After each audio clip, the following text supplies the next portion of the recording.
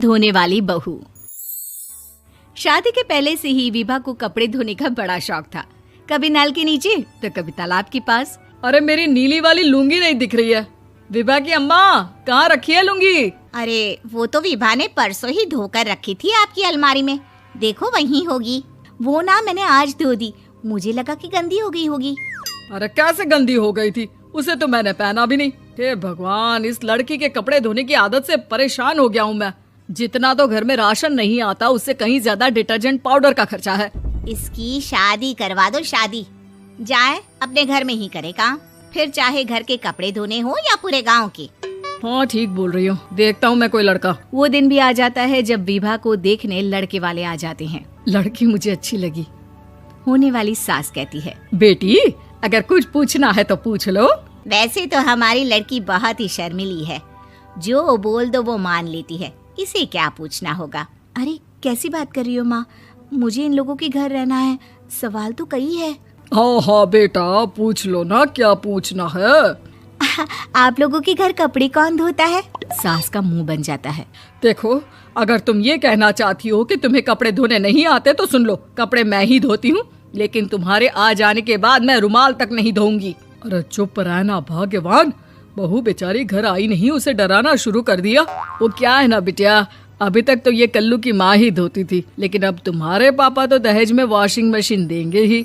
तभी विभा की माँ बोल पड़ती है, सवाल भी पूछा तो क्या। वैसे भाई साहब, मशीन की तो फिर भी कपड़े धोने की कैपेसिटी होती है। मतलब जो बिटिया दे रहे हैं ना विभा, इसे कपड़े धोने का बहुत शौक है। ये आप लोगों के क्या, आस पड़ोस गांव मोहल्ले सबके कपड़े धो दे और उफ तक ना करे। बाहर देखा नहीं आपने कितने कपड़े सूख रहे हैं? सब हमारी बिटिया ने ही तो धोए हैं। बस भी करो ना माँ, शर्म आ रही इतनी तारीफ सुनकर। और तो और एक दाग निकाल कर दिखाओ तो मान जाऊँ। हाँ अच्छा, माफ करना बेटा, मैंने गलत समझा।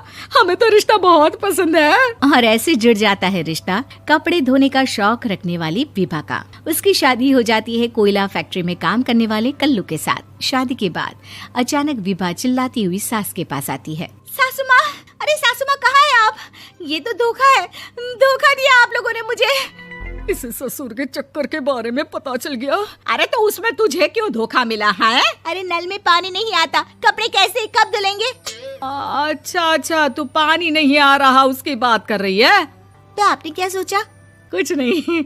अच्छा, तेरी माँ ने कहा था कि कपड़े धोने का शौक है तुझे, याद आया मुझे। शौक बोलकर कपड़े धोने वाले मेरे जुनून को कम ना आके सासू माँ, कपड़ा धोना मेरा गुरूर है। तभी पति भी वहाँ आ जाता है। अभी मैंने इसे सनी देओल की फिल्म दिखाई है, उसी के डायलॉग मार रही है माँ। अच्छा सुन, साफ साफ बता रही हूँ, पानी सुबह 4 से 6 और शाम को 10 से 12 आता है, समझी?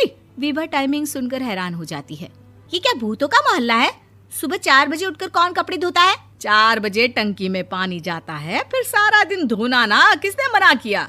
अरे कैसी बात कर रही हैं? 200 लीटर की टंकी में कितने कपड़े धो लूंगी मैं, सुबह ही उठ जाऊंगी मैं। अब क्या था, विभा सुबह 4 से लेकर रात के 12 बजे तक कपड़े ही धोती रहती। एक रोज सास पड़ोस से निकलकर कहीं जा रही होती है कि साथ वाली कहती है, हाँ कल्लू की माँ, जरा ये बताओ कि 2 साड़ी है, 2 ब्लाउज और एक पेटीकोट और एक नाड़े वाला लंबा कच्छा। हाँ तो? अरे तो क्या, कितना लोगी धुलाई ये बताओ। धोबन दिख रहे हैं हम क्या? हमारे पति सरकारी नौकरी से अभी रिटायर हुए हैं और बेटा सुपरवाइजर है कोयला फैक्ट्री में। धोबन समझ रखा है हमें?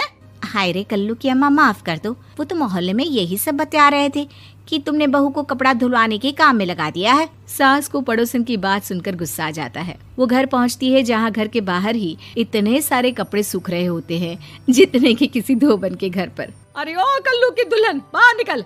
माँ जी यहीं आ जाओ, बाथरूम में चादर धो रहे हैं हम। अरे अभी हम धोते हैं, तुमको बाहर निकलो। ये आस पड़ोस वाले बोल रहे हैं कि हम बहू से कपड़े धुलवा कर उसे कपड़ा धोने वाली बना दिए हैं।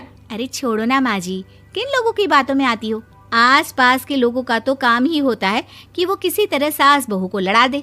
बहू सारे घर के कपड़े धोती है, ये क्या कम है? बोलिए। सास को भी लग जाता है कि वो बहू का ये सनकीपन नहीं छुड़वा सकती, इससे अच्छा है कि खुद ही चुप हो जाए। एक रोज सास और बहू मंदिर जाते हैं, जहाँ सास की साड़ी वहाँ खड़ी भीख मांगने वाली से मिलती है। माँ जी क्या बात है, आपकी साड़ी उस भिखारन से कितनी मिल रही है ना? हाँ हाँ देखो तो दोनों की साड़ी मिल रही है। क्या बात है कल्लू की अम्मा, तुम खुद को तो अफसर की बीवी बताती हो और ऐसी सिंपल सी प्लेन साड़ी पहनकर घूमती हो। सिंपल और प्लेन नहीं है ये साड़ी। तो क्या सोने के धागे से फूल बने हैं? कुछ भी सासू माँ, कुछ भी। हाँ बने थे इस साड़ी में सोने के धागे से फूल। मेरे पति लेकर आए थे मद्रास से स्पेशली मेरे लिए 10,000 की। ताहे भाई साहब इस भिखारन के लिए भी सेम टू सेम साड़ी लेकर आए होंगे 10,000 की। सास उस वक्त तो कुछ नहीं कहती, लेकिन बहू के साथ घर आती है और अलमारी से एल्बम निकाल कर लाती है। ये साड़ी देख रही है, ये वही साड़ी है जिसे मैंने अभी पहना था। इस साड़ी में ये जो चमकदार फूल दिख रहे हैं ना, ये सोने के धागों से काटे गए हैं। लेकिन तू लोकल वॉशिंग मशीन ब्रश से घिस घिस कर सारे फूलों को निकाल कर साड़ी प्लेन कर दी। मुझे माफ कर दीजिए सासू माँ। और तो और, जब मैंने तुझे तेरी गलती के लिए कुछ नहीं कहा, लेकिन तूने तो सबके सामने मेरा मजाक ही बना दिया। क्यों? बहू को समझ में आ जाता है कि अब से उसका कपड़े धोना बंद।